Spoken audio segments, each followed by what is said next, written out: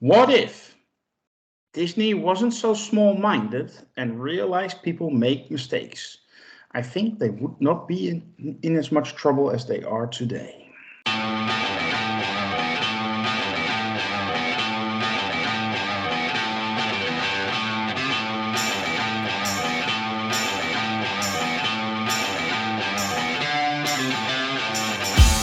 This is the Review of Champions, and I'm your host, Grandmaster. With me is a powerful panel made up of the finest champions Sakar has to offer. Let me introduce them to you.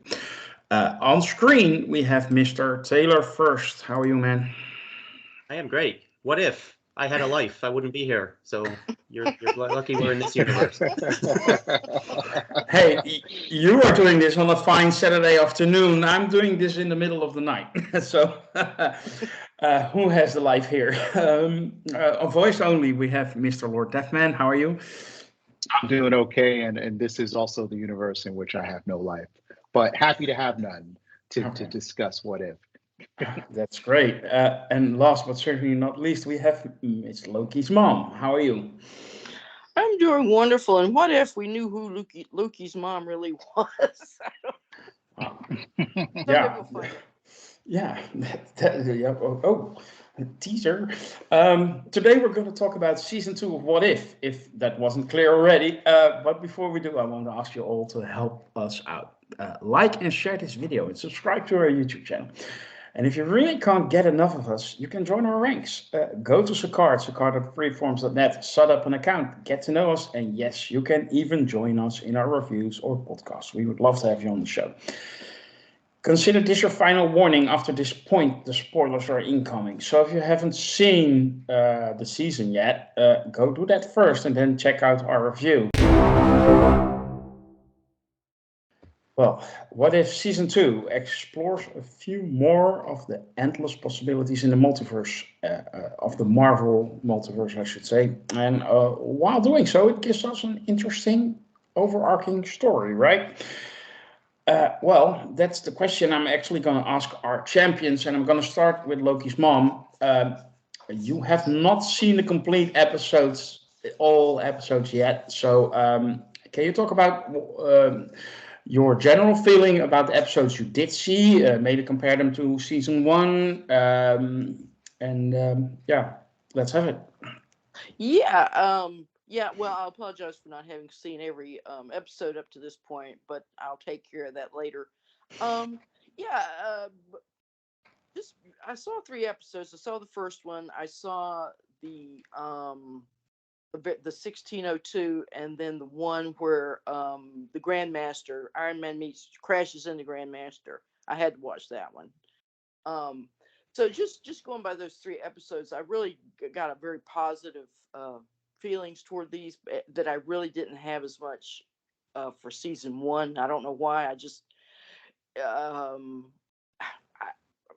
maybe I was resistant to it a little bit, but I thought the storytelling, at least in these 3 episodes I saw, was better. I think it melded better with the idea of this being a cartoon, an animation, and how it relates to the it would relate to the comic book page. So I think that they're sort of staying in line with that, and so I appreciated that.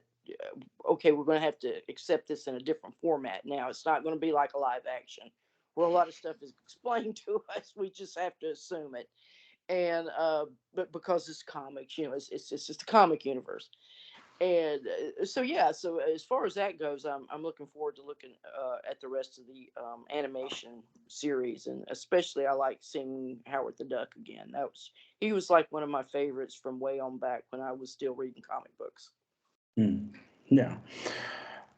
Lord Deathman, I'm actually with Lokismom. My feelings about season 2 were way more positive than about season 1, which I rank pretty low on my Marvel MCU ranking list. You can find that one on Scar, actually. But I'm not here to talk. I leave that to Mr. Lord Deathman. Do you agree, or do you have a different view? I wholeheartedly agree. I think season 2 was a quantum leap ahead of season 1. And season 1, I thought pretty highly of, but this one I found to be incredibly entertaining and really making full use of the potential of the MCU and telling these alternate reality stories. I thought the animation was top notch this time around, as it was last time, but it was even better this time. The voice talent that they got together for this, even when they're replacing voices as iconic as Robert Downey Jr. with bringing in a substitute, they still managed to do a good sound alike or give the voice its own personality that you're not really thinking about, oh, this isn't the person that played them in the movies. So really, really excited to talk about this season of What If, and I'm also really grateful that they greenlit season 3. Yeah, that was a surprise as well. But Marvel was full of surprises in the last week of December. Taylor, what did you think of season 2? Do you agree with the consensus here that it was better than season 1? Yes, I thought season 1 was good, but I definitely think this season was better. A couple things that struck me. One, why didn't they market this season better? I saw very little marketing for this. I knew a lot of people who did not know that the episodes were being dropped, and it was really great. So I'm not sure why they didn't put more effort into marketing it. The other thing I noticed about this season, which is neither good nor bad, but with the exception of Wen Wu and the Ten Rings and the new character Kahori, all of the characters were pre-Endgame Marvel Cinematic Universe characters. None of the new characters that have been introduced in phases 4 and 5 showed up, which I thought was kind of strange. I guess we'll wait for season 3. But overall, I thought the animation was really good. The action scenes were really well animated. Like Lord Deathman said, the voice acting was very good. I don't know who did Tony Stark's voice, but he did a great job.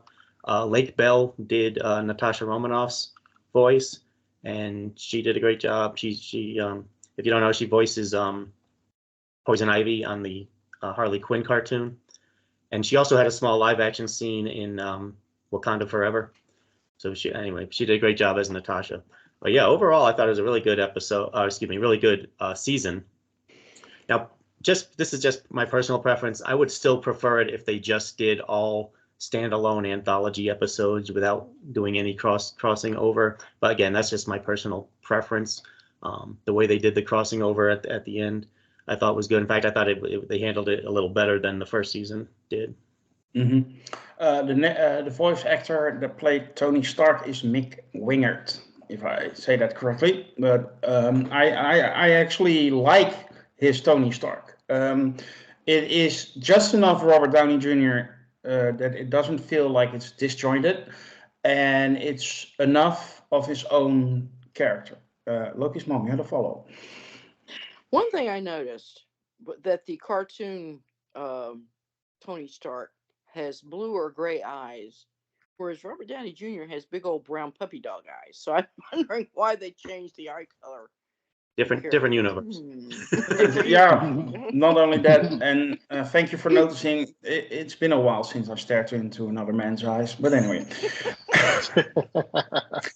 okay, we can go through the whole list of episodes, but I just want to know which one stands out. Lokismom, you have only 3 to pick from, so I let you only pick one. Which one was your favorite of the 3 you saw? I'm going to have to go with, even though I think Tom Hiddleston voiced his own thing in 1602. Am I correct? Mm-hmm. That was not a replacement. Okay. Even though he was in that and he did Shakespeare, a little bit of Shakespeare at the very beginning, and not enough of Hamlet, but. Before you answer, there is a correct answer in the 3 episodes you mentioned, and you need to think your host. Oh, what? I'm sorry. Okay, 1602. No. I'm sorry, Grandmaster. I'm sorry. Back it up. You can cut that out. My favorite episode is Iron Man crashes into the Grandmaster, and of course it's NASCAR in space. So. Yeah, it was absolutely amazing. But, yeah. But without kidding, that was your favorite episode, right? Yeah, actually, yeah, it was because I was trying to do a joke thing about Tom Hiddleston doing Hamlet, but anyway, yeah, that was because I just thought it was so funny and inventive, and the whole race scene and the crack, and yeah, I really did enjoy that one, even though Howard the Duck was in another whatever. Yeah, the first episode. Yeah. Taylor, you've seen everything. You can cherry pick whatever you want. Uh, I liked the Nebula episode where she's in the Nova Corps. Very Yeah. film noir inspired. I thought they did a really good job with that. I also loved Nebula with the fin. Yes, That was The a Mohawk. very. I love that. I love that. Yeah. The Happy Hogan Saves Christmas episode, that was just a fun Christmas episode, and I lost count of all of the Die Hard references in that. It was And I thought it was amazing. really good. And of course, seeing Justin Hammer as the villain in that was fun. Voiced So by that was a Sam good one. Rockwell himself, by the way. Captain Carter fights the Hydra Stomper. I thought that was a good and interesting episode. It was kind of a mashup of Winter Soldier and Black Widow, the Black Widow movie. Like where they brought in the Red Room and all of that. So I thought that was a good episode. So, The by the 16 way, you're mentioning that only when Wu was from the post Endgame characters, Melina was there as well. Yes, good point. I'm called the Grandmaster for a reason. Yes, there you go. The 1609 or whatever year it was episode. 1602. I thought that 1602. I thought it was a good episode. I thought it was interesting. I didn't. My understanding of that episode, it was something had happened to cause the universes to kind of collide. So there were people from different universes and different times all there in 1602. And in fact, just prior to that, the best moment of the whole season is when the Watcher is saying, "I am the Watcher. I see all." What's up with that? When the floor opens and she falls through it. That was the best moment for me. I like that episode though because I liked the the swashbuckler movie references as well as the steampunk elements to it of all the mashing up of different technologies and different characters and things from throughout the universe. Yeah, they That was a combined. fun episode. They combined Robin Hood with some Alexander Dumas. Right, exactly. Three Musketeers. Yeah, I mean those were my highlights. There were no episodes that I disliked per se, but those were my highlight episodes. Yeah, there were no drunk party tour episodes in this season. Right. Exactly. Lord Dehan, you also saw everything, so cherry pick away. Yeah, I gotta say this is a hard season to pick favorites from because I thought that there were so many really good episodes. But if you're forcing me, I have to start with probably not a popular pick, but episode 2. What if Peter Quill attacked Earth's mightiest heroes? And it's not necessarily for the conceit of Peter Quill as a bad guy.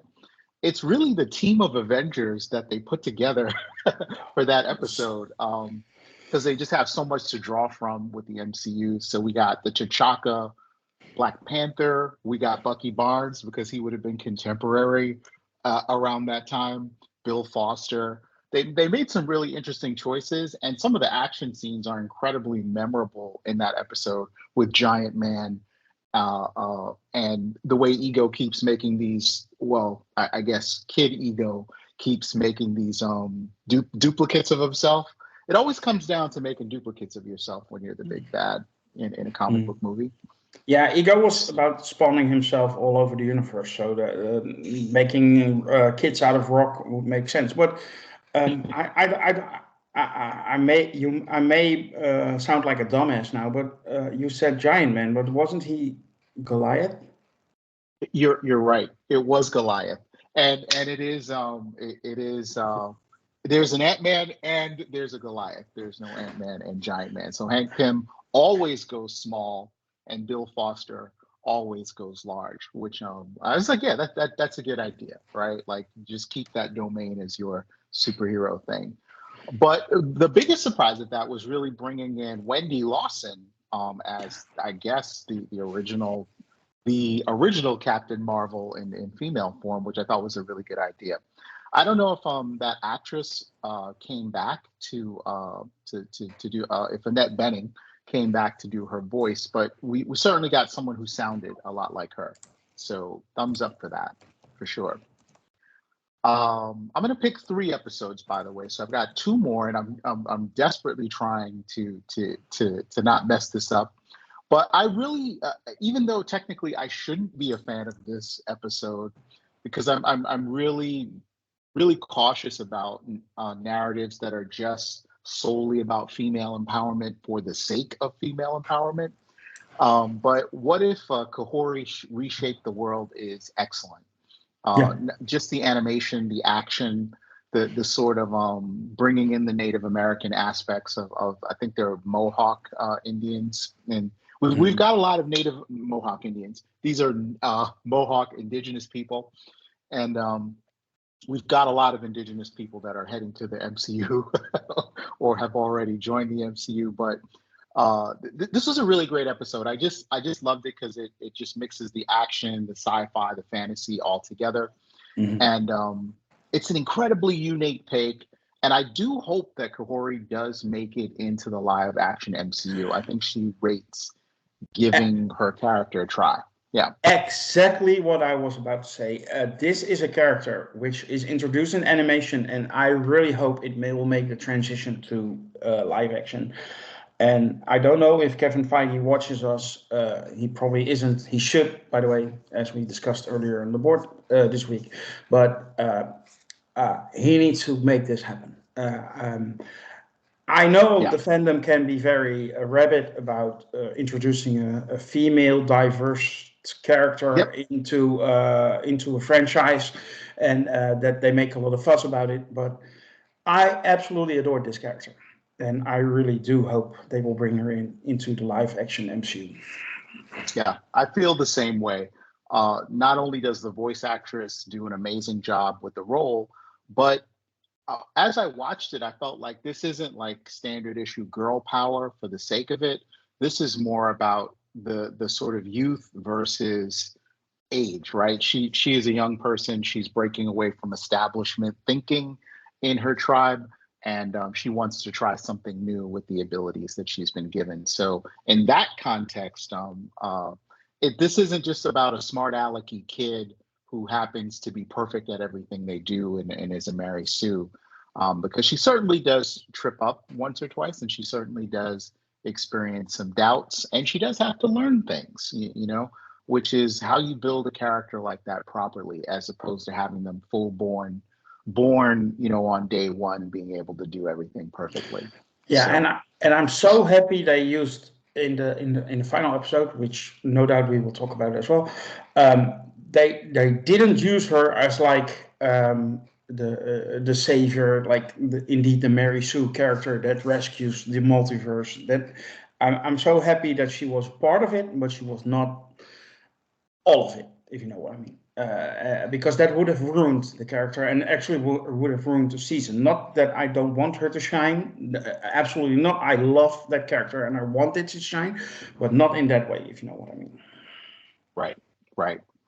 And so my third and final episode, it turns out to be a tie, with one of the episodes slightly edging out the other one. I really liked the Hydra Stomper episode. So what if Captain Carter fought the Hydra Stomper? And I also really, really, really liked What If Hela Found the 10 Rings. The only reason that Hela gets put above Captain Carter is because there is a little bit of that girl power energy that comes with Captain Carter in that episode, and it was beginning to be a little grating, as Captain Carter will just not follow any rule. She can beat seemingly anyone throughout the entire episode. But that episode had a lot of great world building in terms of taking what you know about the MCU already and either adding to it or changing it in an interesting way, what they did with Vostokov, I think is the Iron Maiden's surname. How they changed that character, that was even better than what they did with her in live action. So I'm like, that was awesome. They Rumlow comes back for that episode. I don't know if Grillo came to do his voice again, Yeah. but you even Yes. get he did. Yeah, and Annette Bening voiced, by the way, Wendy Lawson in the episode. Awesome. So yeah, they bring in the big guns. They Yeah, don't care. yeah, they totally will spend on the top talent.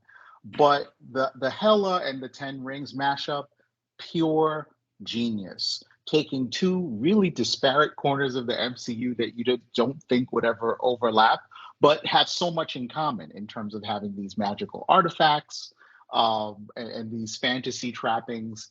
I thought that was just an exceptionally well done episode. And I was glad that Kate Blanchett came back to do Hela's voice. I don't think it would have been the same with any, especially with how much voice time she has in the episode. It just would have been really noticeable that it wasn't her. So I'm glad that Kate made the time and that they coughed up the bucks to bring her back. And then the whole enchanting of her helmet in place of enchanting Thor's hammer. This is the stuff that really great Marvel storytelling is made of, and just exceptional. But again, every episode in this, I mean, there might have been one episode that I was like, oh, I don't. Maybe it was the Christmas one, and honorable mention to the Grandmaster. What if Iron Man crashed into the Grandmaster? Because that was also an incredible episode too. Of course. But it had me, so of course it's going to be incredible. Everything with me in it is incredible. This YouTube channel is amazing. Anyway, Taylor, you had a follow-up.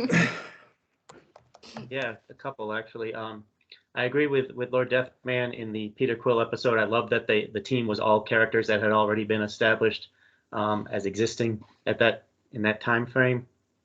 So I thought that was really cool. The Kahori episode felt rushed to me. I think the character rated a movie or at least an hour-long episode to do her origin story. I wanted more more information because I felt a little bit rushed. Not quite sure what her powers are exactly. So I think we need more information on her. And like I say again, I wish they had just done a longer episode. Mm-hmm. And there was something else I was going to say. I like most of these episodes were standalone stories as opposed to like a alternate version of a movie that we've already seen. I think in the first season, more of them were alternate versions of the movies that we'd already seen, and I think this one more often than not. There are a couple exceptions, but more often than not, it's a completely separate story in a separate universe that's not really directly related to stories that we've already seen in the Prime universe, and I thought that was a plus. Yeah, I agree, and that made it more interesting, and that made it better. Maybe, Yeah. at least for me, I really enjoyed all those original what ifs, but there were enough elements in it to feel connected to what we have seen before. And I think the writing on this season was amazing, at least better than what it was in season one. Peggy Carter, Captain Carter. She is turning out to be the main character of What If. How do we feel about that? Any thoughts? Well, I mean, Peggy Carter is one of my favorite characters. I think she's a really great character. She did a whole lot in here, and also I want to notice that we brought back the Infinity Stones again. So again, a lot of pre-Endgame stuff in here, and that's fine. Some of it makes for great stories. But she got the Infinity Stones at one point, so she became, of course, ultra powered. But I like her also just as the Captain Carter character with that level of abilities. The one thing, and this doesn't apply just to her, but to several characters in the series, they showed them getting, beaten by giant robot creatures. And I mean, couldn't they have put a bruise, a bloody nose, at least have them look like they broke a sweat, breathing heavy? I mean, it was none of that, at least with her and some of the other characters too. So that, as I said, we talked about how great the animation is. Let's put a little bit of wear and tear on these characters as they're going through all of this stuff. Yeah, I agree. Lokismom, you wanted to say something? Oh yeah, I think Peggy, the Peggy Carter character, um, they may be bringing her, and I sort of got the vibe of at least the 3 episodes I saw that they're kind of setting some things up for the future, kind of like they did with the Scarlet Witch and Doctor Strange at the end of the What If season 1. Um, because for one thing, that I noticed they have kept um what's her name, Agent Carter, her TV series, her ABC TV series. Agent Carter, Um, yeah. yeah, I think they've kept that up on the Disney website, whereas I think they pretty much have said Agents of Shield is just, let's pretend that never happened type. Enjoy it for what it is type thing. But so I'm thinking, since we have seen her so much in the animation as Captain Carter, and then we saw her in Doctor Strange Multiverse of Madness a little bit, at least in another universe. So I'm thinking maybe they're going to bring her back in live action more down the road. So I don't know. That's just a thought I got from what I've been, just an observation. No. Lord Deafman? I adore the Peggy Carter character, and I really do love the Captain Carter iteration of that character. I'm really protective of the character, so it really pains me to hear fans speak ill of the character. And I'm specifically referring to in the Multiverse of Madness, where you get a really short scene with her in it, where she is beaten fairly easily by Wanda Maximoff, which I think anyone would be, considering how powerful that character is. But because they make her so OP in the What If cartoons, and then you see her kind of like, not do as well in live action, I think that's where you got that sort of that fan reaction as being negative on the Captain Carter character. So I really do feel what Taylor is saying in terms of we need some kind of like people need to break a sweat or look like they're putting some effort into this. Like she just can't get an Infinity Gauntlet with 2 seconds of effort and then go toe to toe with Doctor Strange Supreme, his alternate version. Like we I think we do need to bring that down a bit. But to answer your question directly, I really like that character, and my biggest aspiration and hope for Captain Carter slash Peggy Carter would be that we do a kind of what if spin-off of live action movies. I think they would do incredibly well from a box office perspective, and they would give Marvel Studios a sandbox where they're not necessarily tied to a lot of existing continuity and could just kind of be a little bit more free and give those writers that don't really care about canon or lore or whatever an opportunity to write great dramatic stories there and pick and choose elements from the MCU that they want. But Yeah. I'd love to see Hallie Atwell reprise the character in her own solo movie that comes out of a what if imprint, and her starring in it. I think it would be a smash hit. Yeah, to be absolutely clear here, we all love Haley Atwell, and we can't. There's no such thing as too much Haley Atwell. So, Taylor.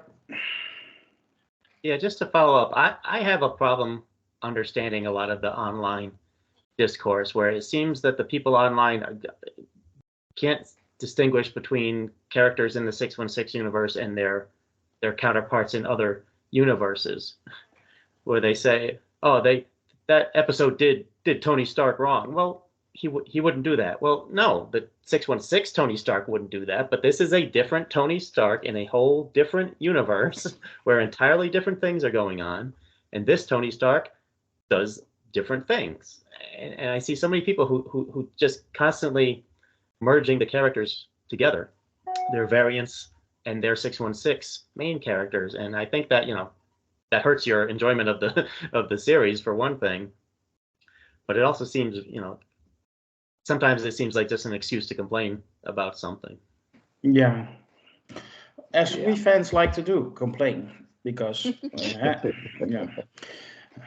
Why would you enjoy stuff? What are you a fan of? I mean, Where's the fun in that? that's a crazy Yeah, concept. complain is Be the fun part. enjoy stuff you like. I mean, or you're supposed to like. Sorry, that's not possible.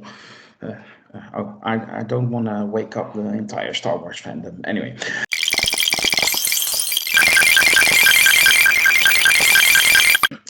Well, I think our conclusion is that there were no real bad episodes, so I'm not going to ask that. Well, wouldn't it be fair if I move to a number to ask Lokismom to give me a number? Because, yeah, you only have seen 3 episodes, and yeah, then you can't really judge the complete season, but it's worth watching. Well, I'll give it a tentative 7. Okay. 7.5. Okay.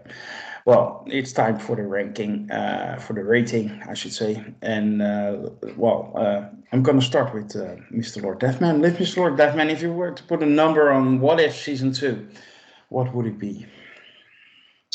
Averaging out the whole season, I think that, first off, this is just like some of the most entertaining MCU content I've seen in a long while. And that's coming hot off the heels of the fantastic work they did on Loki. I think this is a great follow up to that. And I think I only had one low point in the whole season, and I can't really call it a low point. It just felt kind of like a filler episode to me. The Christmas episode that you get out of any television series since the beginning of Look, time. Lord Deathman, I normally would agree with you, but the Die Hard references, and actually Marvel made sure that now nobody can mistake Die Hard is a Christmas movie. The Die Hard references were so amazing, you can't fault them.